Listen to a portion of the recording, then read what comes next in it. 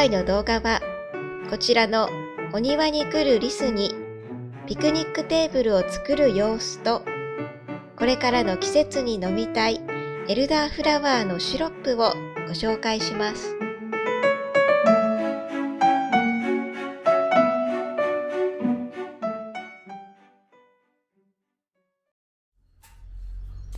まずはガレージの屋根裏に行って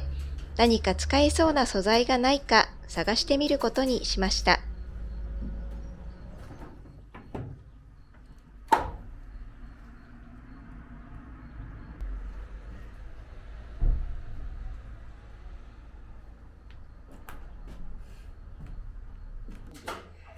ガレージといえば以前紹介したツバメの卵がこの頃ちょうど帰ったようでした。この時はまだみんな巣に収まっています。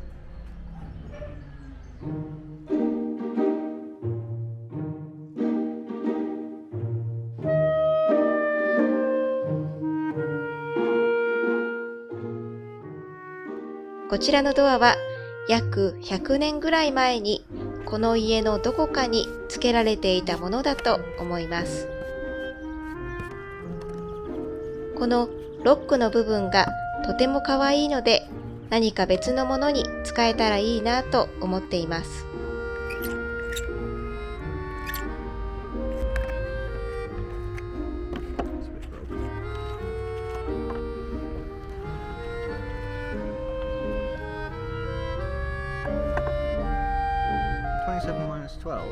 さて、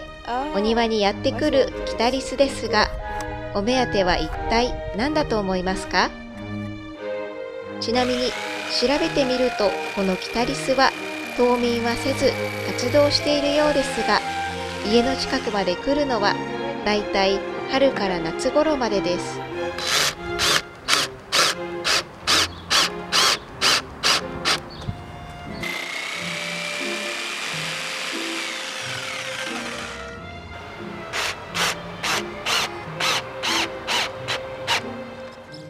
お目当てはこちら、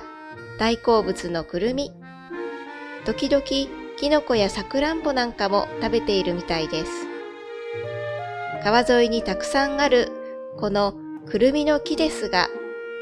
春には我が家に来るとたくさんあることを覚えているのか、毎年やってくるようになりました。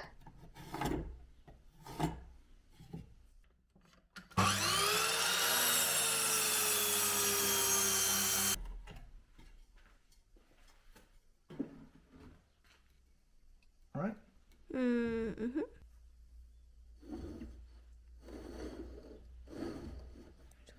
You don't know? Okay, can we settle with that?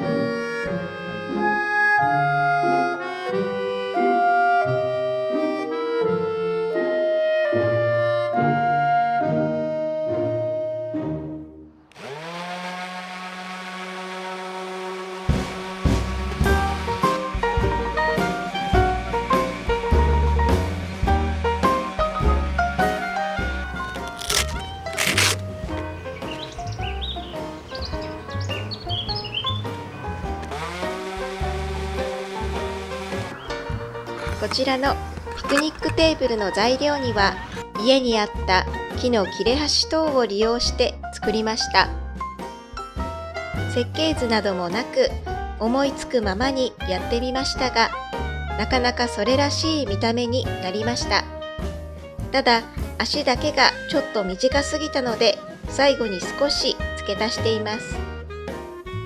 色は以前作った棚と同じものにすることにしました。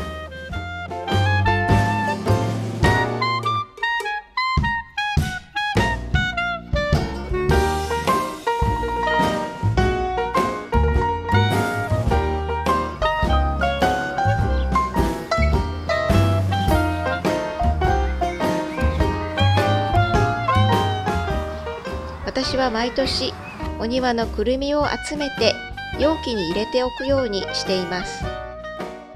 リスはその中から美味しそうなものを厳選して地中に保存します。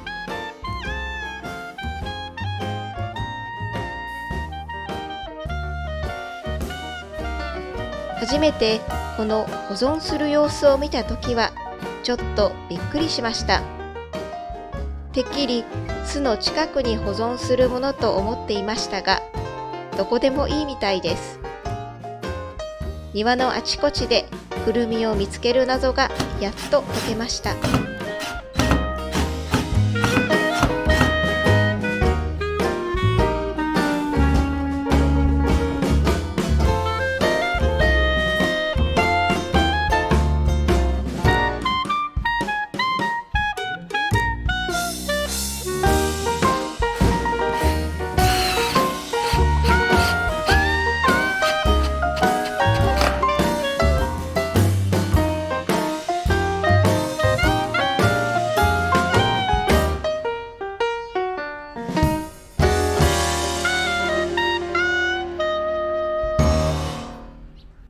食料をいろんな場所に保存した後、彼らはどのようにしてそれらを見つけ出していると思いますか？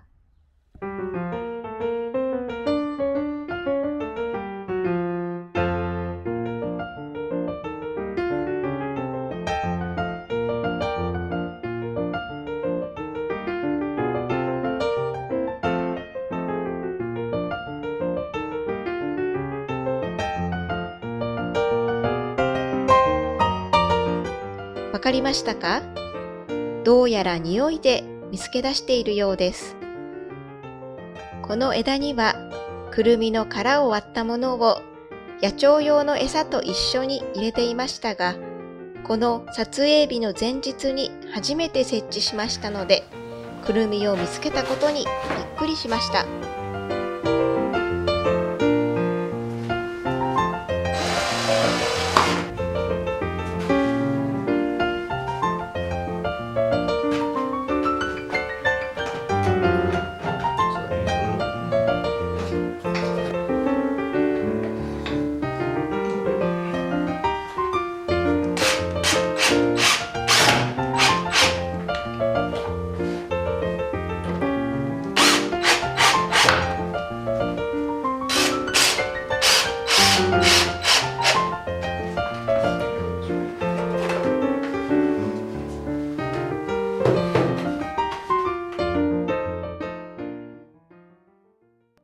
出来上がってみると、想像していたよりもかなり大きいテーブルに仕上がりました。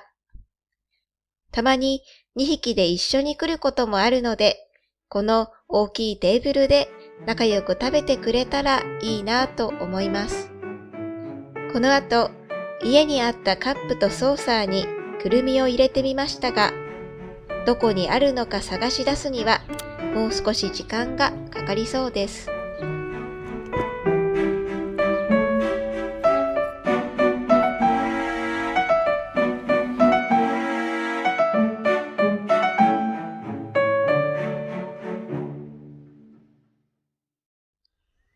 6月の初旬、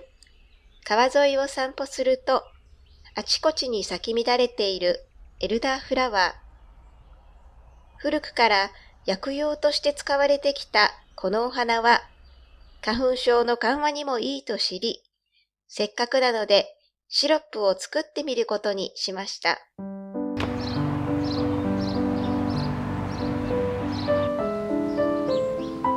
ちなみに乾燥された花でも作れるようですので、皆さんもぜひ試してみてください。私が摘んできたエルダーフラワーは、農薬や排気ガスの心配のない食べても大丈夫なものを使っています。まず、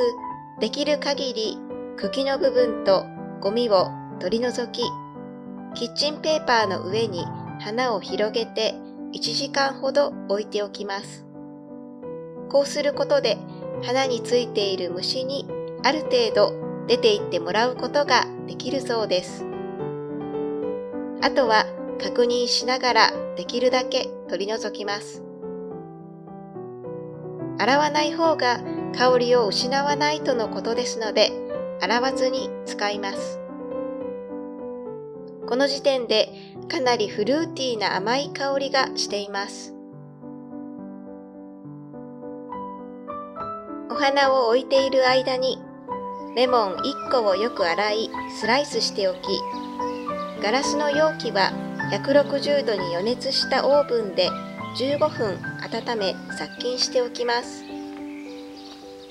瓶がある程度冷めたら、エルダーフラワーの花とレモンスライスを瓶に入れます。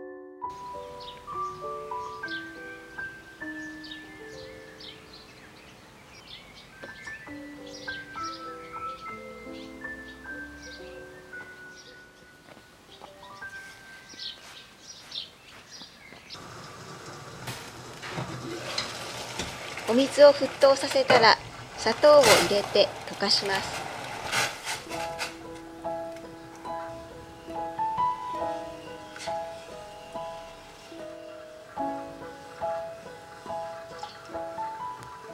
すべて溶けたら火を止め、クエン酸を入れて溶かします。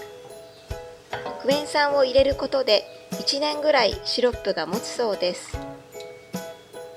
溶けたら先ほどのお花が入った瓶に入れて蓋をして約48時間置いてエキスを抽出します。朝と夜に少し瓶を振って混ぜました。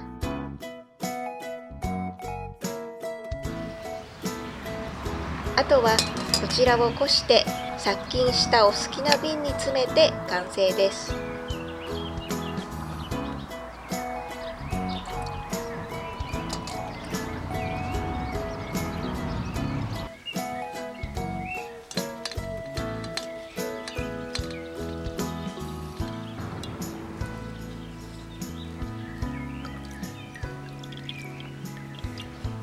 うわっ、